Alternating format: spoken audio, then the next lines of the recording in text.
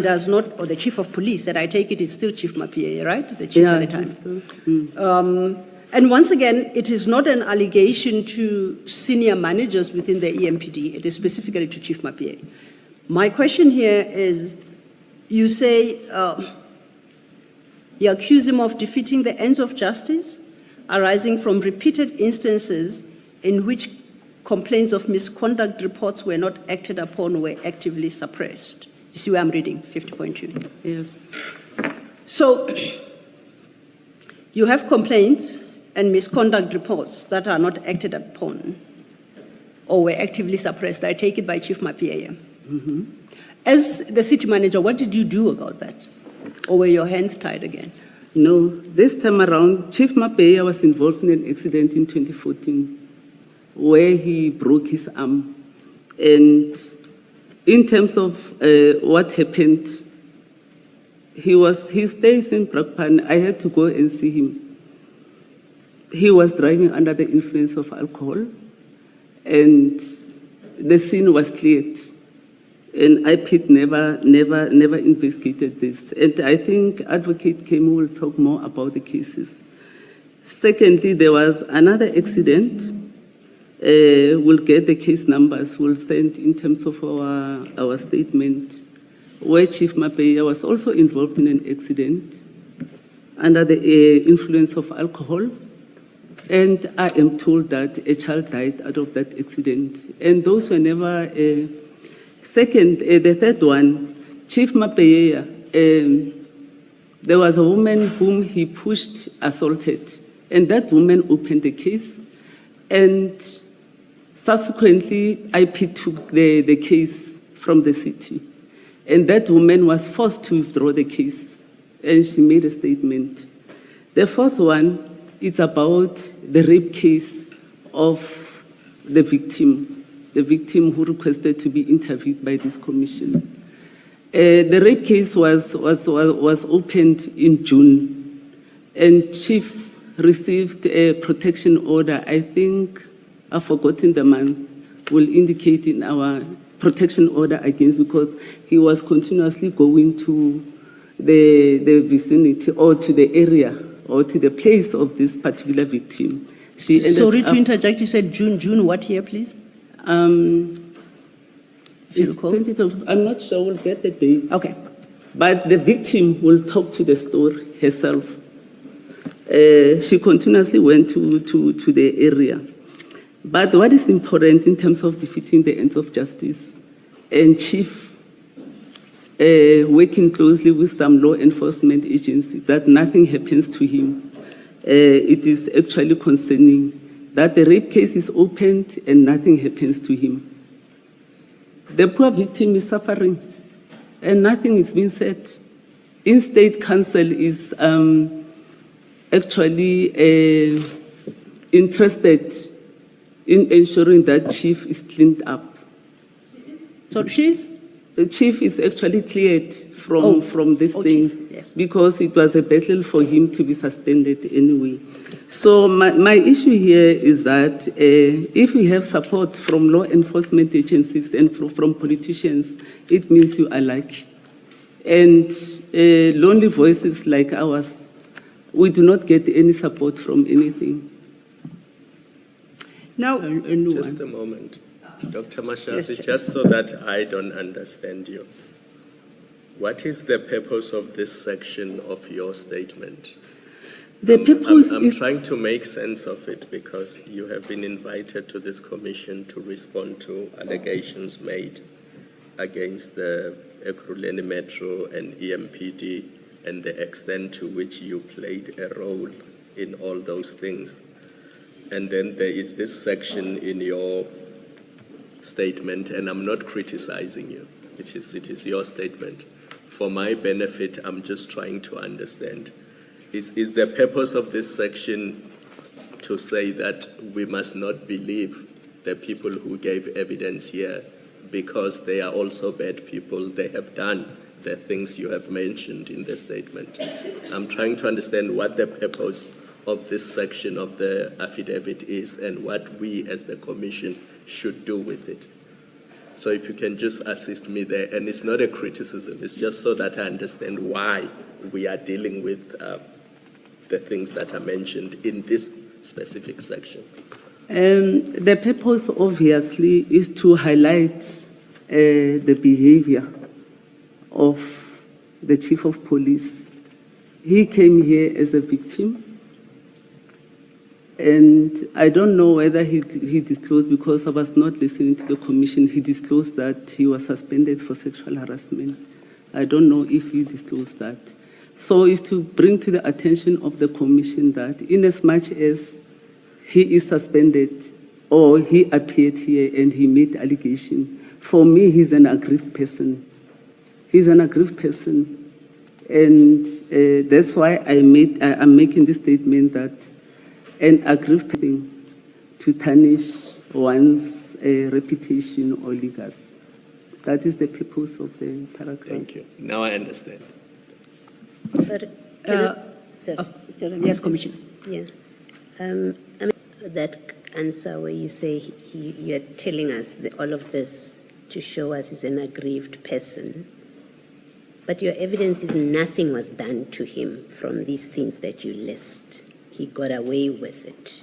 He used your words, he used law enforcement, and he's got counsel protecting him. So according to your evidence or your testimony, he suffered no consequence for the list of things that you are giving, except the suspension in 2024, and we'll come to that. But you've listed a number of things where you say there was no consequence. So how are these evidence or proof of grievance, these things that you are listing in paragraph 50,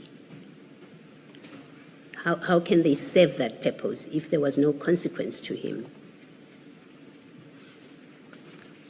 I think we discussed the issue of consequence management from my side, and I've explained that my hands are tight or were tight because I've been blocked through and through to deal with him. The process of dealing with senior managers, it is in the Systems Act. Senior Managers Systems Act, I think, is Section 56 of the Municipal Systems Act, where you are required to get an investigation report or an allegation first. And I write the report to the municipal council with all the attachment for council to take a decision, because he's appointed by council through Section 56. So my duty was to write the report to council with all the attachment, but by then I did not have attachment. Hence, it is viewed, which I accept, that I did nothing. But here, I'm trying to, as I answered Commissioner, that the purpose of this is to bring to the attention of the Commission that Chief came here to actually air his grievance more than anything. Okay. But he has a lot to answer. But it is not for this Commission to run a grievance process or to run a DC for individuals. Yes. No, you are correct. It's not a place to run a DC, but you have put this stuff before us. So I think in fairness to you, we give you the opportunity to explain it where we don't understand. But also, I think in fairness to the people that you're naming, they need to know what it is you're saying about them. Which brings me to this. You say about 50.2, you say in 2014, he was involved in a motor vehicle collision where he drove drunk. At the time you were the COO, was this matter as a Section 56 employee or appointment, the chief, was this brought to the attention of the council, and is there a record of it? It was never brought to the attention of council. Okay. And then you say there was another incident, again, drunken driving. What year was that? The second one? I'm not sure. We'll get the information. As we said, we are going to substitute our statement. I can still ask my question. Did you bring this second incident to the attention of the council as the city manager? Of the council. Yes. Because I don't have the date, I don't want to respond much to that. We'll actually amend our statement, is then that we can talk to that. But you will remember surely sitting there whether you submitted a report to council or not. You may not remember date, but you would remember what you did about the first incident vis-a-vis council, what you did about the second incident. Surely that you must be able to remember. Remember, accidents, they're reported, they're actually accident of police officers and brutality of police officers. It is the area of operation of IPIT. IPIT was supposed to do the investigation. And after the investigation, then, because he reports to me directly, they should give me a report and I should have done something about that. So if the report is not forthcoming from IPIT, I cannot go to council with empty hands and say, Chief did 1, 2, 3. That's why I'm saying to you and pleading with you that let me get the full report and then we amend our statement. Okay, I accept that, but can we at least agree that driving under the influence of alcohol and damaging council properties disciplinable conduct, which falls within the municipality's remit? You accept that? 2014, I was not the accounting officer. Yes, the next And incident. I agree with you that rest with the council. Okay, and the next one is the incident where you say he pushed a woman who broke her arm or something and ended up laying a complaint, I think you said, about her. Did you report, did you do anything about that? It sounds again like disciplinable conduct. As his manager, did you do anything about it? Yes, it was reported to council and IPIT quickly took the report that they're investigating the case. Same as the second one for rape. To date, we do not have a report from IPIT. Okay. So is it the position or is it your testimony that even conduct that on the face of it is disciplinable, is a misconduct in terms of the code of discipline and employment contracts, even that kind of conduct, you don't act on it until IPIT tells you you must discipline. You wait for IPIT. No. Remember, the sexual harassment and pushing of that pregnant woman, it was part of my report to council for chief to be disciplined. Those two were part of my report. I did my job as an accounting officer. And we should be able to get a copy of your report to council. Of my report to council, yes. One of the report is here for his suspension. So I think it's also important to get, I wanted to get my original item to the mayoral committee. Yes. To show the difference in terms of their decision and what I propose. Unfortunately, I can't get access to those documents. All right. Thank you. Thank you, Commissioner. Just on that score, before we break for tea, you reference 4 cases. I'm correct that you say all of them were reported to IPIT? No, the mic doesn't know when you're nodding your head, Dr. Mashazi. Yes, ma'am. Yes. So my question simply is, perhaps to invite you in the supplementary affidavit or statement to provide further detail regarding specifically these 4 cases. And my interest in them lies in the fact that the IPIT failed to act thereupon. So it assists if we have the detail, then we can follow up with IPIT to determine why it is these matters were not acted upon, although they were formally brought to IPIT's attention. Would you be able to do that for us in the supplementary statement? We'll try if we get information from council. And on that score, I don't know, sitting here, whether you are able to, or perhaps in a day or 2 after you've conferred with your attorneys, in regard to the request I have made, whether you are able to identify documentation that you would potentially need to address that request. And if your attorneys could furnish that to us ASAP, and we see if we can obtain the documents on your behalf from the city. We'll try. We'll try, okay. And please add on then to that list, if I understood correctly, following the engagement you just had with Commissioner Baloyi, regarding the assault and the pushing of the pregnant lady, that you say you specifically reported to council. So if you could try and recall the period, time in which that happened, to narrow our search within the Ekurhuleni Council to try and locate the report that you made to council.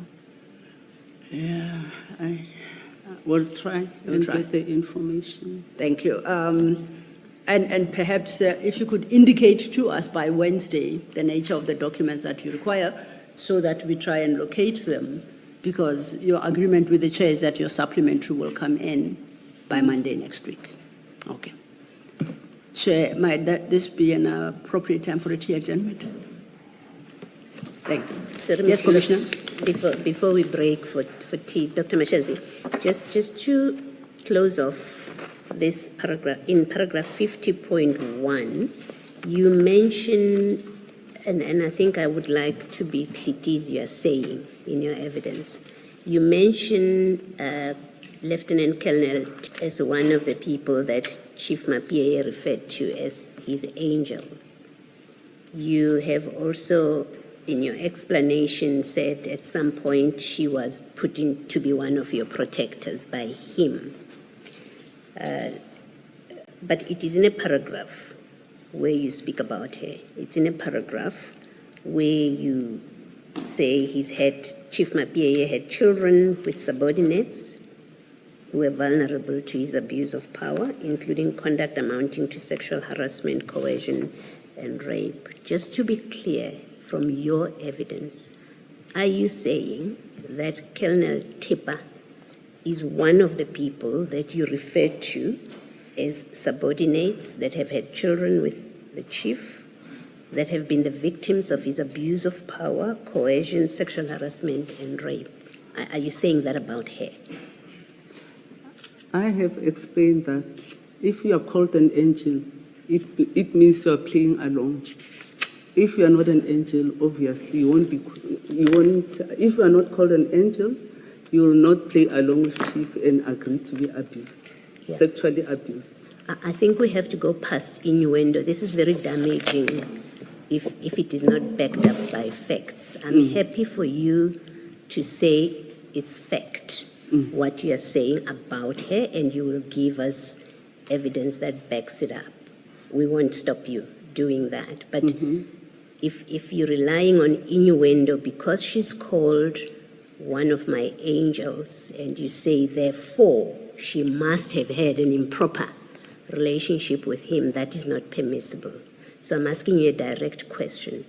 Do you say it as a fact that Colonel Tipper had an improper relationship with Chief Mapie, and in particular, and maybe let me put it specific as what I think you're suggesting, she had a sexual relationship with Chief Mapie. Is that what you're saying? Exactly. And you have evidence of that you will include in your supplementary statement? Evidence of them having an affair. Did you ask for evidence from Xolani? No. Ma'am, did you ask evidence from Neza when he said, I have extramural activities with Mkhwanazi? I'm asking you the question. You don't ask me questions. I ask you questions. So I have no comment. May I please speak? You are a witness. You have to allow me to speak, and we will give you the chance to answer. You make very serious statement about Colonel Tipper. I'm not speaking about anybody else at this point. I'm speaking about Colonel Tipper. You make a very serious allegation about her. And what I'm asking of you is, if you know as a fact, can we have it in your statement if it is a fact? Because Colonel Tipper will have to deal with this. Thank you very much, ma'am. Colonel Tipper herself also, she said, I have a close relationship with Mkhwanazi. And I never, in the statement, you asking, or the commission asking them, that do you have evidence that I have a close relationship with Mkhwanazi? Okay. So it's the same answer, ma'am. All right. Thank you for that answer. Chair, before we stand down for tea, may I just ask one question to the witness? Dr. Mashazi, I your last answer, that it was suggested by one of the witnesses that you had a close relationship with Mr. Mkwanazi. Do you equate that to a claim by you that a female member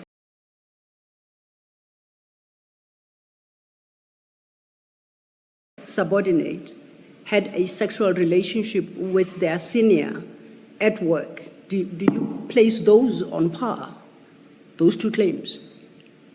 I cannot comment on that. No, you are the one making the statement, so I want to know whether are they the But same? I don't want to comment on that, Commissioner. Thank you. Okay. For the record, Doctor, it was actually Commissioner Baloyi Commissioner Baloyi. who engaged Mr. Nziza on the nature of the relationship. So I'm just saying, for the record, it should become clear that the statement did not just pass without engagement. Commissioner Baloyi engaged Mr. Nziza to get an idea of what exactly the proximity, I think that's the word Mr. Nziza used, what exactly he meant by proximity. So Mr. Nziza was engaged on that issue, for the record. And also, a video was played in which Brigadier Mkwanazi went so far as to say that he would die for you, he would take a bullet for you. So some evidence was led with regard to the nature of the quote-unquote proximity or the quote-unquote relationship. Not suggesting a sexual relationship, improper relationship, or anything. So some objective evidence was led as to what, in the end, we will make of it. We will decide at the appropriate stage. So I'm just putting that on the record to make sure that you do not leave this commission saying that, as you were suggesting to Commissioner Baloyi, that there was no engagement at all with regard to the relationship that Mr. Nziza was suggesting. Yeah, May we take the adjournment at this stage?